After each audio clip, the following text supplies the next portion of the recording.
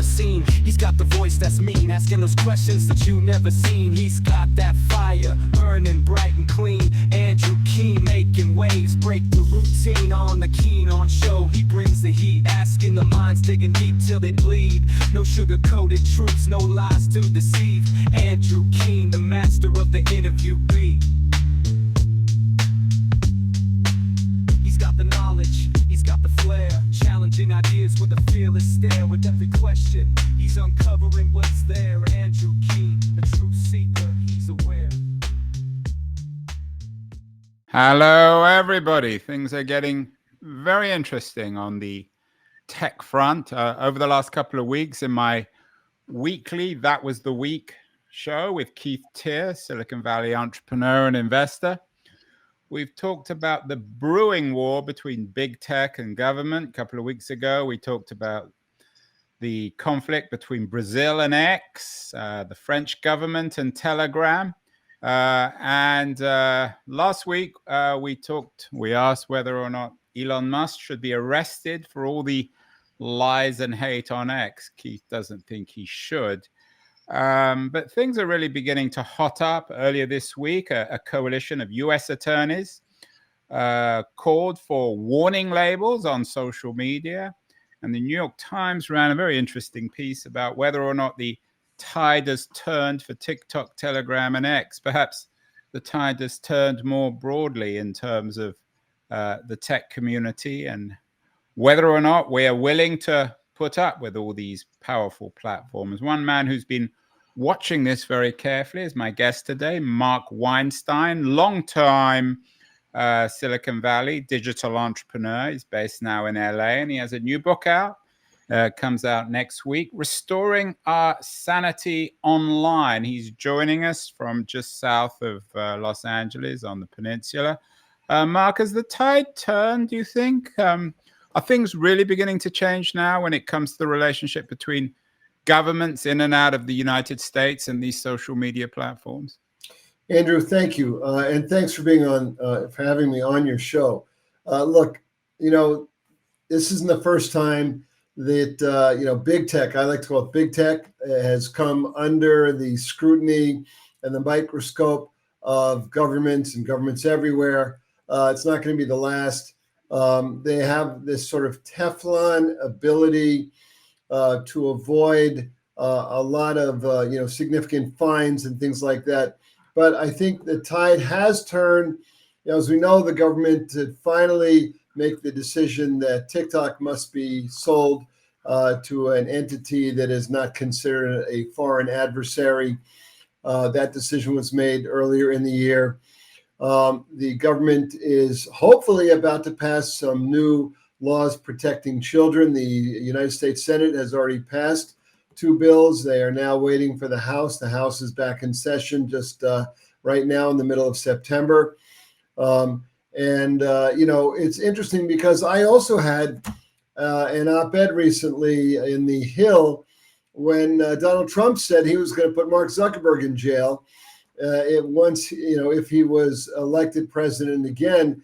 And I scratched my head. So thank you. And that's the piece. Yeah, I mean, one wonders if Trump is indeed elected, the American jails are going to be full of his enemies. I'm not sure how Zuckerberg ranks in Trump's priorities. Why was Trump threatening to put Zuckerberg in jail? And what's your defense of Zuckerberg? Well, it's interesting, because first of all, I have no love for Mark Zuckerberg. I think what he's done is terribly destructive.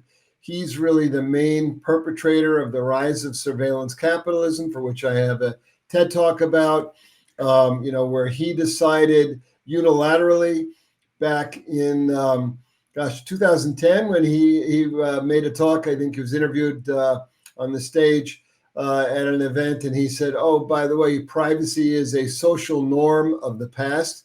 I'm paraphrasing, but that's nearly exactly what he said. I was watching, and my jaw dropped. So for his wallet, for his pocketbook, he decided that privacy would be dead for the rest of the world. I thought that was a rather remarkable decision and rather bold on his part. But now here's the asterisk. there's the First Amendment in the United States, which also applies to the owners of technology companies. So curiously, Trump wants Facebook to just do exactly what Trump wants it to do, to promote the stories Trump wants, to take off the stories Trump doesn't want. And so his threat to Zuckerberg was based on Mark Zuckerberg's apparent bias against conservatives. And yet, well, a couple of things happened. 2 days after Trump said this, then Facebook released all constraints on Trump on its platform. Very interesting. 3 days afterwards, our friend Elon Musk went and said, yeah, sure, now I'm going to back Trump and I'm going to give him $45 million a month too to support his campaign. And here's the thing, what I wrote about very simply. If you're going to put Mark Zuckerberg in jail because you don't like how he moderates his site, then what are you going to do about Elon Musk? And what about how he moderates his site? And, President Trump, former President Trump, what are you going to do about Truth Social? Because I think you got to go to jail too. For how right. And as we know, or as I'm not sure if Donald Trump knows this, but he's not in charge of the judiciary. He's not a judge. So even if he does win the election in November, I'm not sure he's going to be able to quite put people in jail as he seems to suggest. Let's get to the book, Mark. It's called Restoring Our Sanity Online. Comes with a nice blurb from Steve Wozniak, co-founder of Apple, one of the most influential technologists around. Are you suggesting in the book that that the online world has made us insane if we need to restore our sanity? We all use online media. We're all dependent on it one way or the other. I am, and you and I doing this interview online, I'm not sure we're particularly insane, are we?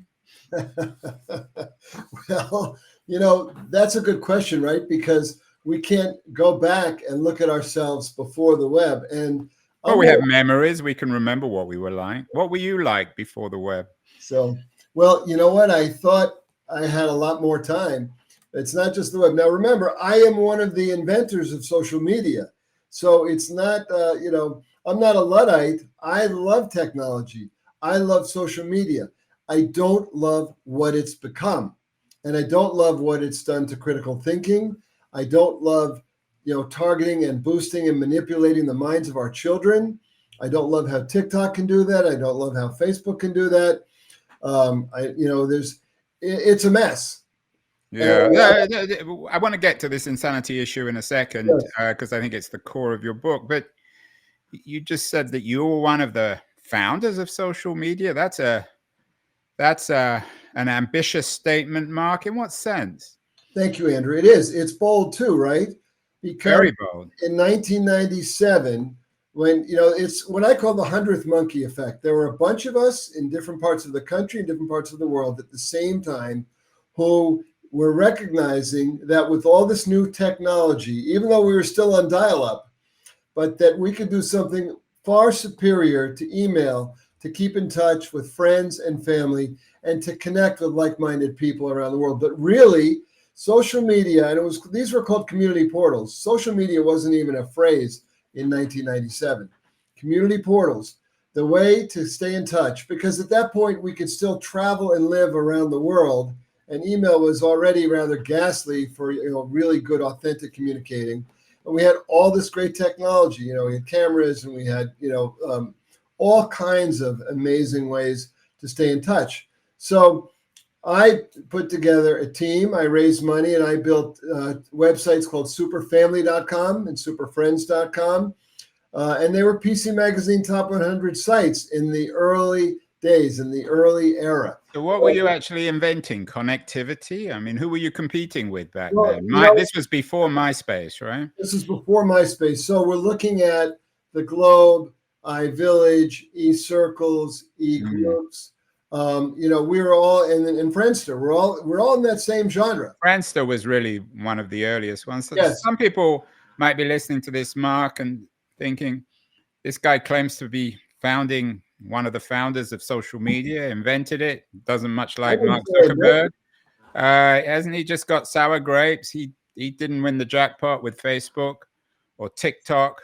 No, So now he's taking it out on these successful networks. How would you respond to that? yeah, Andrew, there's nothing needed to respond to. I said, and I will say it again, one of the inventors, one of the founders of this new paradigm, we call them community portals.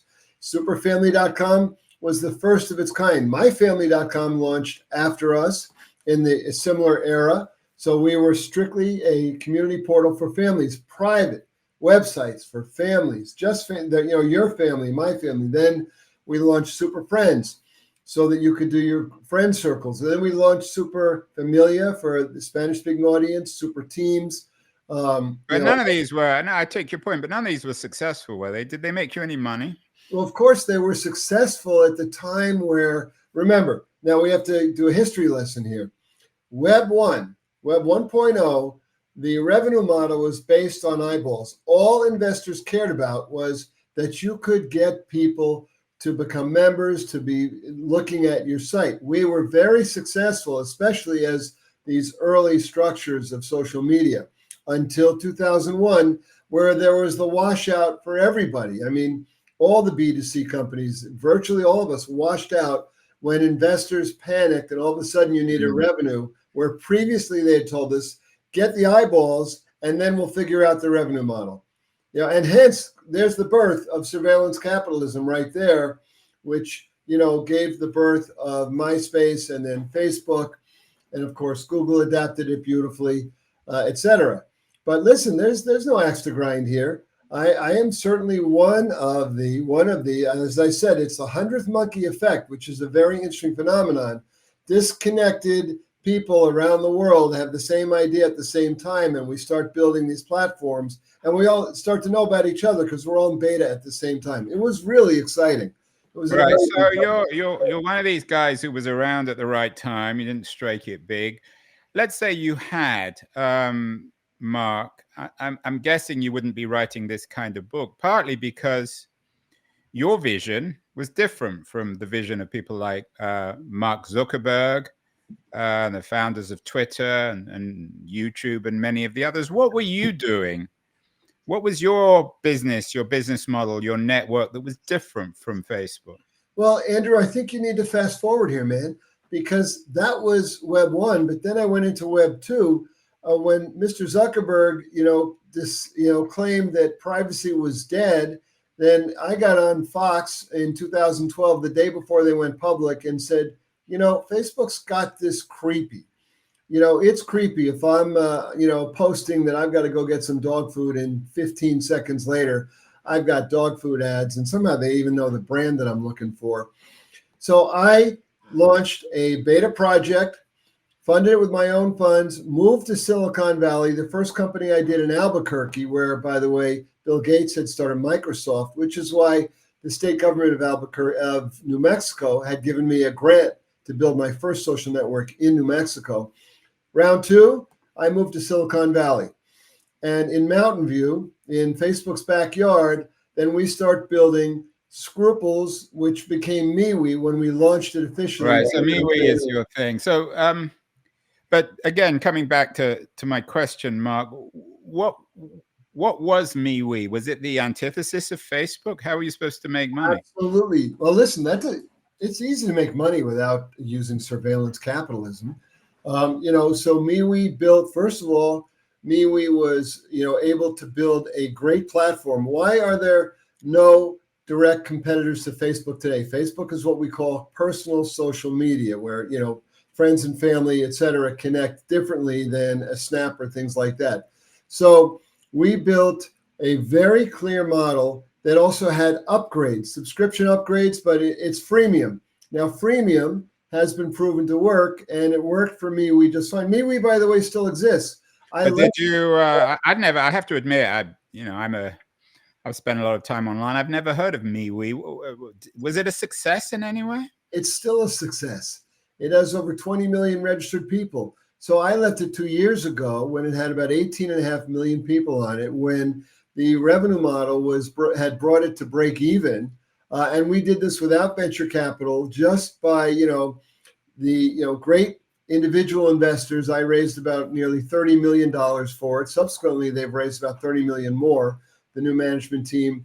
So MeWe is still a success, but Facebook basically wiped out all its competitors, and I documented in hundreds of pages how Facebook interfered with MeWe's success, even just taking down posts about MeWe on Facebook, all kinds of things they did. I've been involved in the antitrust case against MeWe, against Facebook. Against Facebook. Against Facebook. Yeah, and you wrote about the antitrust case against Google as well. Right. So Mark, coming back, let's come back. So we know your story. You've been involved in these companies that many of us haven't heard of, although you claim that MeWe was a success or is a success. Andrew, I love when you say you claim. I'm sort of a fact-based human being. We don't have. Well, anyway, leaving, because this is not a conversation about MeWe. Let's get back to this issue of restoring our sanity online. How is Facebook and Google and YouTube and TikTok and Instagram, how have they made us, in your view, at least, insane? Listen, I think that word insane is a very loaded word here. This is about restoring our sanity. It's not suggesting that we're insane, but our sanity, the sanity of our children, the critical thinking of our children. If your 13-year-old or 11-year-old or 10-year-old gets on a YouTube or a Facebook or an Instagram or a TikTok, their newsfeed is immediately created by an algorithm that is doing all kinds of weird things and presenting them all kinds of data, and then people are paying to boost into their news feeds, and this is all wrong, and it's messing up with their heads. It's content that they didn't choose to see, that they didn't ask to see, and if you look at all the records, and Facebook has been guilty of this for years, body shaming, body image issues, and then they sell them. Facebook, then the marketers target the 13 and 14-year-olds and 15-year-olds and manipulate them to think there's something wrong and then to sell them something. And this is really big, and this is really dangerous. Plus, they know where you are, what you're doing, who you're with, what you're saying. And this all goes into this vast data ecosystem. This is all wrong. What is it? Yael Eisenstadt, a friend of mine who worked for the CIA, and then Facebook hired her, and then she quit Facebook. She says, Facebook knows more about you than the CIA ever will. And if you're on Facebook, of course, that is. No. I wrote about this years ago. Facebook tracks you whether you're a member or not. Yeah, I mean, this is... and the Cambridge Analytica scandal, remember, Facebook, but listen, this isn't the point. The point of the book is, how do we restore personal social media? How do we bring it back to where you're not being manipulated? Your data is yours. You're not being targeted. Your brain is not being really your critical thinking ability is not being, sort of eroded by garbage.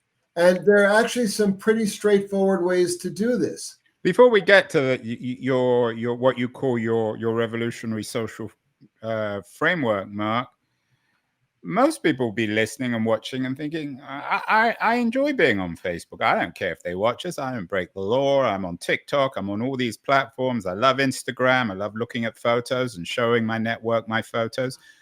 If people don't like these networks, then they should leave, and most of them don't. How would you respond to that?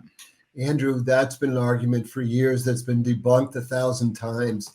Listen, 85 to 90% of us want our privacy back. Every survey by every credible company shows that. The issue is Facebook has also made it very effective in making sure that they didn't have competition. You can't really go anywhere else unless you get off it.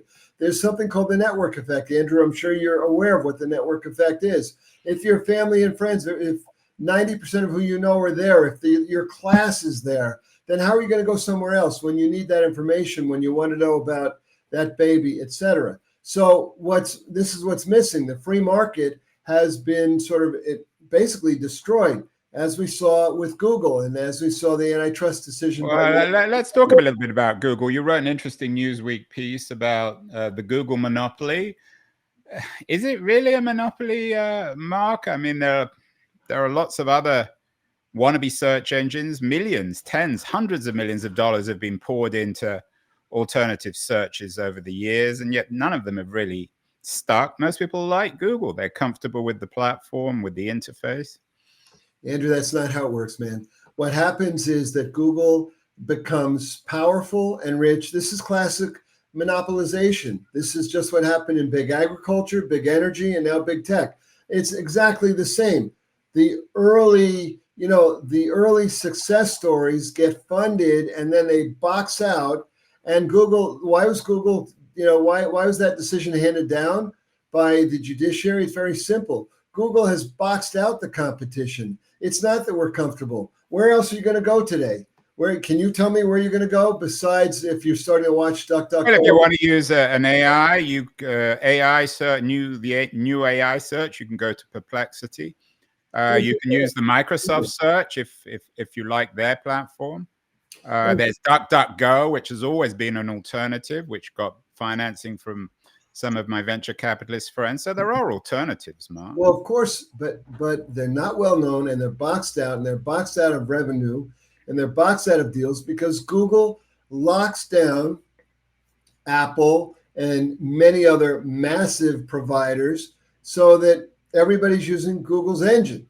Even Microsoft? I mean, Microsoft has a competitive search engine, doesn't it? Well, I wouldn't call them competitive because Google sort of locked down the market. Microsoft's not going to be on your iPhone.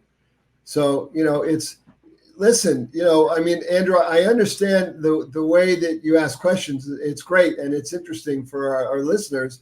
But the fact is, if you study the decision and wait till you see the penalties that are handed down, they're going to have to stop also boosting their products, the deals that they have with vendors on products to the top of the searches. Well, you don't know, Mark, do you? I mean, no one's for sure. My wife actually runs.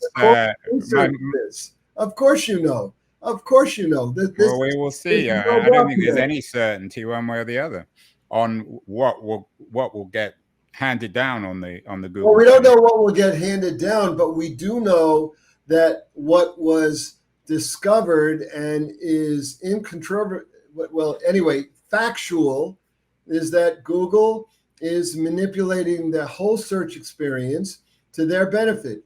They're locking you in with major providers like Apple, and then they're manipulating the search results so that their favored nation brands and products, etc., places that they have deals with, are at the top of when you're searching for something. Look, it's very obvious. It's very overt. The thing is, when a company becomes a monopoly, they also become somewhat fearless and they become somewhat bold about how they act as a monopolist. So, and we've seen that with Facebook. We've seen that with Google. We see that with Amazon. Now the government is getting serious about this because there goes the free market. And when the free market is gone, then we're in serious trouble. So this is what makes capitalism work, the free market. You wrote an interesting piece, as you say. You've written a lot. You've written a number of editorials, op-eds for The Hill. One piece that caught my attention earlier this year: 5 reasons why we should ban TikTok as soon as possible. That sounds rather aggressive, Mark. Should we be banning these platforms? Is that what you call in your book your revolutionary social network? It doesn't sound very revolutionary. It sounds reactionary to me. I'm sorry, Andrew. That's not in my book. I don't know where you get that from. Well, but you believe that these platforms should be banned? Yes, Andrew. We should definitely ban TikTok, man. Absolutely. Why? Why? Do you have children? Do you know what TikTok is doing? Do you know that TikTok is run by the Chinese government, that all of the data is fed to the Chinese government? This is documented. This isn't me. No, it isn't. Who's documented that? I'm not going to go into that, Andrew. You can't make those kind of statements. Andrew, I can make those kind of statements. I've written about it. If you read that article, it links to all the documentation, all the research. And also, Andrew, what they're doing is they're also a propaganda machine for the Chinese government. But worst of all, take your 13-year-old, go find a 13-year-old and have them sign on to TikTok for the first time, and then watch their news feed about sexuality, about all kinds of crazy things that a 13-year-old shouldn't be fed. Well, they could probably I mean, you go on the internet, you find a lot of that. Probably switch the television on. Again, I mean, this is all. I know your book isn't exclusively about TikTok, but it's not about TikTok at all, Andrew. Can you stop, please? The book is not about TikTok. Where are you going, man? This book you're the one who wrote, right? But you're the one who wrote Yeah, I wrote that because it's right. We should ban TikTok because they are purposely trying to disrupt democracy. Now, I'm sorry, there are people, many great Americans, who get their livelihood from TikTok. And that's something we have to deal with. They can move to an Instagram. They can move. They can still move. But what TikTok is doing in their efforts to disrupt democracy and also taking our data and feeding it straight, including our biometrics. Again, that sounds a little Cold War-ish to me, Mark. I mean, hold on, wait. Let me just ask about. Start doing your homework. This is not Cold War-ish. Why do you look at why did the government decide that TikTok now has to have an American owner and that the servers can't be feeding into the data ecosystem in China? Come on, man. This is stuff. I don't make this stuff up. That's not my style. I wouldn't get published in Newsweek and The Hill, etc. Those are credible outlets. Why then, I take your point, but why would Kamala Harris, for example, or Donald Trump, why do they put all their memes and their videos on TikTok? Dude, if it's where the people are, those are people just marketing, getting attention for who they are and for their product. That's marketing that has nothing to do with the ethics of TikTok. That's off course. Okay, well, I take your point that the book is not about TikTok. So, Restoring Our Sanity Online, you say you have a revolutionary social framework, Mark. Sounds a little reactionary so far, but explain why it's revolutionary. What's the social framework? Listen, thank you for a most entertaining interview.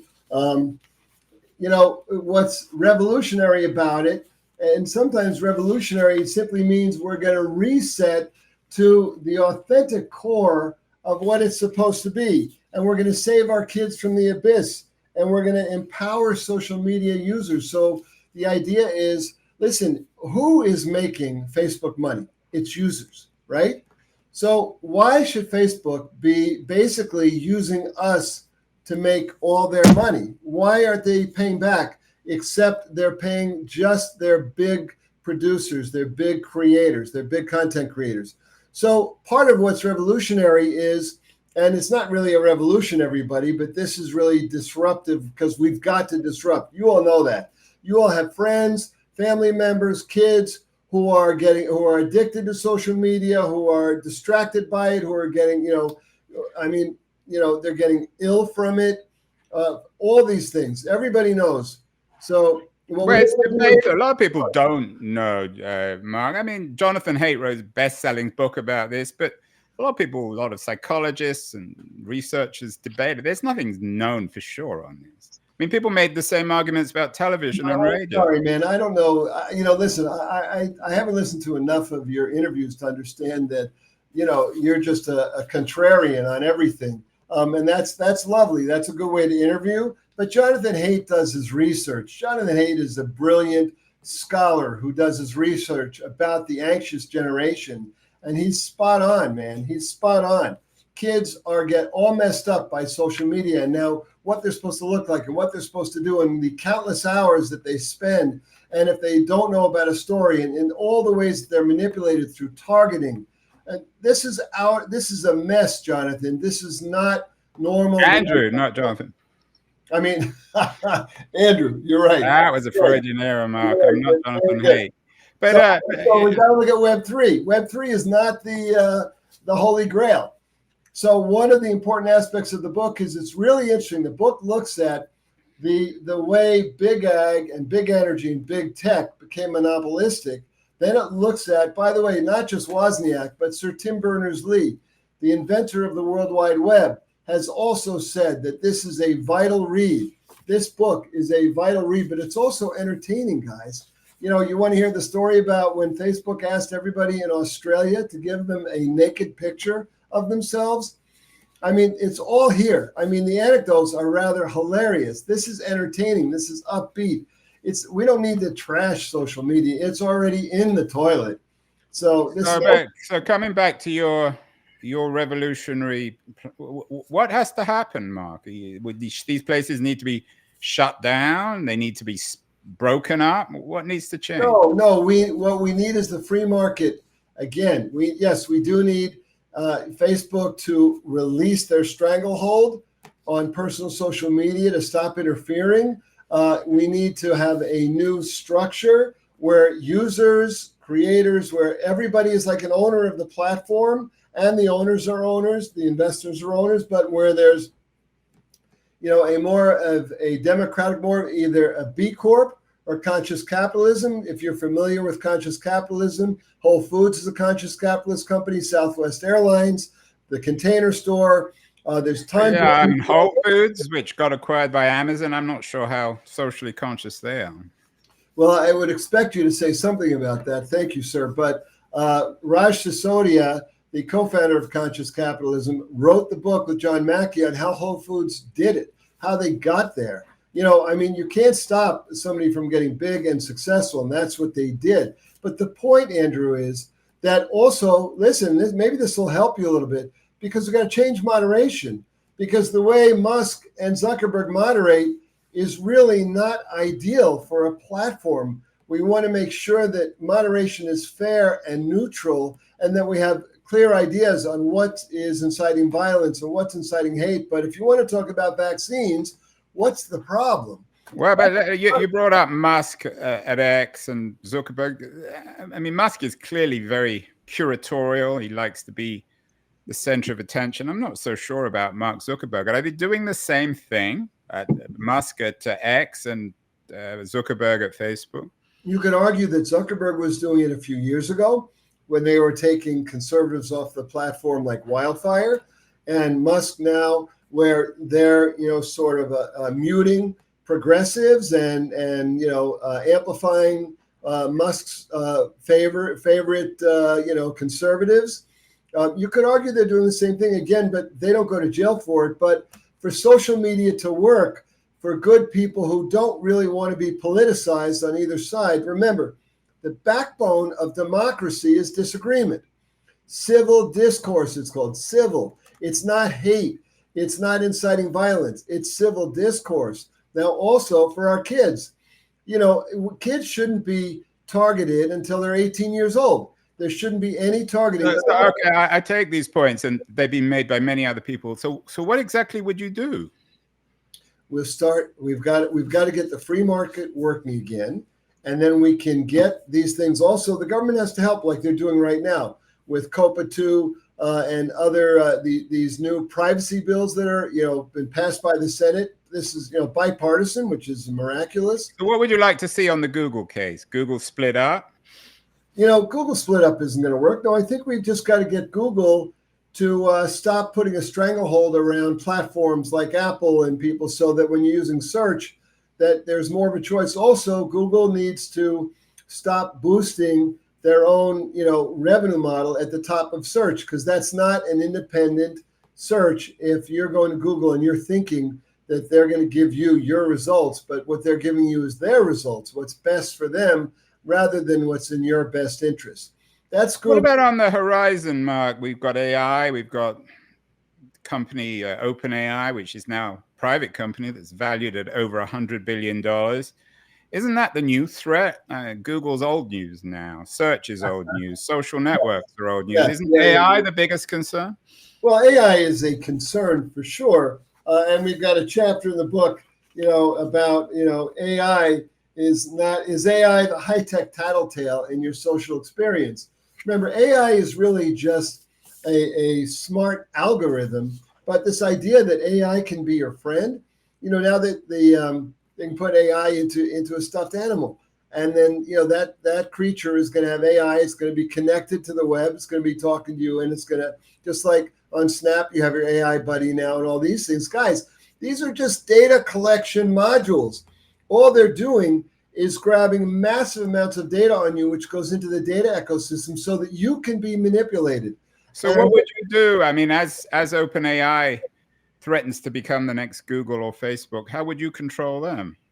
Well, if you run a social media company, it's pretty straightforward. A, You have smart AI for searches. So if you want to do a search for, bicyclists or whatever you want to do for inside your platform, it's no different than you did before. You already had AI. This is just a smarter version of your algorithm.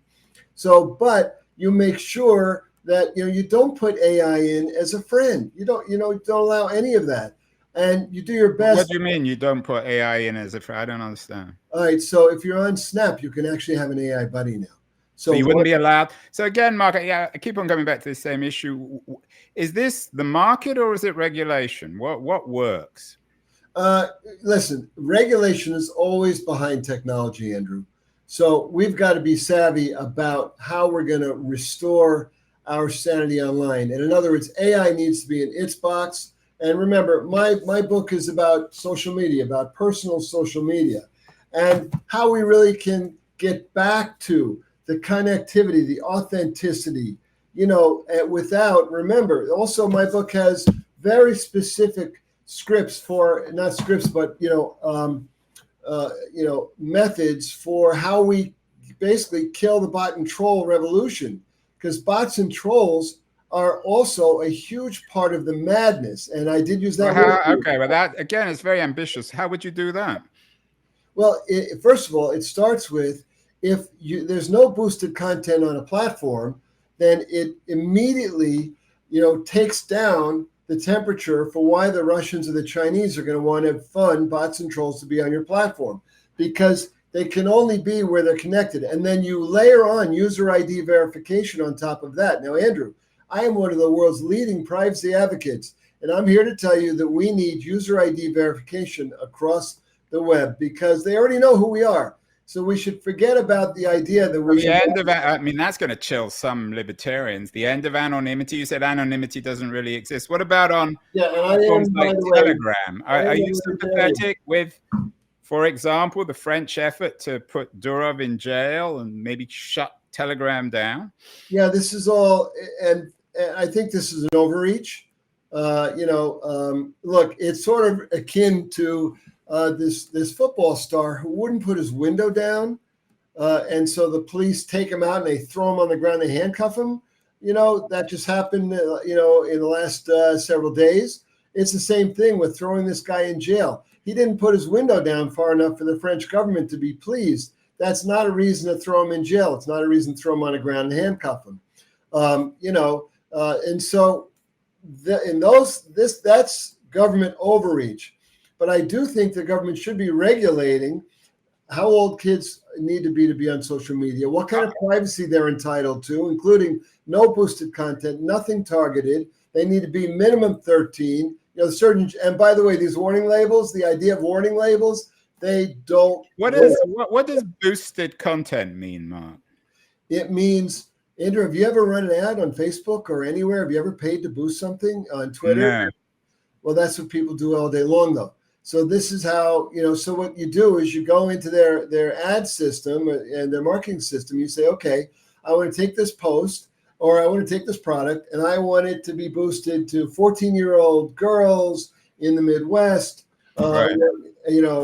White girls, black, or whatever, and boom, you pay. And so boom. Are you suggesting then the end of online advertising? Because Google does that, doesn't it? I'm suggesting the end of targeted and boosted content for young people until you're 18. Absolutely. Because we've got to get people educated. Remember, we're losing critical thinking. And I think you understand this. When you're fed so much data and, you're a kid, you're 13, 14, 11, 12, because we know 10, 11, 12-year-olds there too, and they think ads are telling the truth. Remember, before the web, kids still thought at the age of 12 and 13 that an advertisement was the truth. They couldn't distinguish truth from ads. MIT has got a great project on how we get critical thinking taught back in elementary schools. We've got to teach our civilians, everybody, how to critical think whether something is true or not, how to think for yourself. And that also means this AI revolution where when we saw these ads during the Olympics, where Google's saying, hey, 8-year-old, write a letter to this star asking, just tell Gemini to do it. I mean, that's completely absurd teaching an 8-year-old to use AI to write their letters. I mean, that is insane. We have got to get sanity back. So I know you got to run in a second, Mark, but when one does a search on Google, for example, you get promoted content, whatever that means, which means advertisers are paying to be seen by the user. Right. Are you saying that, and I don't know how this can conceivably work unless you do away with all anonymity, that when a 12-year-old goes online, they're not going to have any access to advertising. So when they put a search into Google, they won't see any promoted content. Is that what you're saying? Yes, absolutely. Come on. And how will the platform, the app, the device, how will it know that it's a 12-year-old? I mean, my 12-year-old might use my account. Are we doing away with complete anonymity? So the only way you can go online is to prove who you are and your age. No, listen, I'm talking about personal social media. I didn't say Google, and that's for, somebody else to figure out. I'm talking about social media platforms where the real damage is done. And listen, Facebook now is also a search engine, and so is Amazon. I mean, they're used by their users as search engines. So are you saying that then when a 12-year-old goes on Facebook, that absolutely it would be illegal for them to see advertising of any kind? It wouldn't be illegal. It just won't, illegal, not allowed. Yes, absolutely, my friend. And there will be, gradients of controls. But listen, do you want to save the 12-year-olds? Do you want to save our democracy? Or are you just throwing in the towel? And look, if you're... I'm not throwing him out, but I am concerned with freedom of speech. And I'm also concerned... you're treating it as if it is a crisis. Not everyone believes it is. And how, and it comes back to my question, are you suggesting that you could only go on a social network if you can prove that you are X? Did you hear me talk about user ID verification on social platforms? This is very important. And I am one of the world's leading privacy advocates. I've been ranked right up there with my friend, Andre Aquesi and others. Who ranked you? It's there's a site that ranked the top 8 minds. So Veronis, you can look it up. I think I was ranked number 4 recently. But here's the point. We don't want to go there. The point is that, yes, Andrew, we need user ID verification because they already know who we are. So, and I've been against this for years.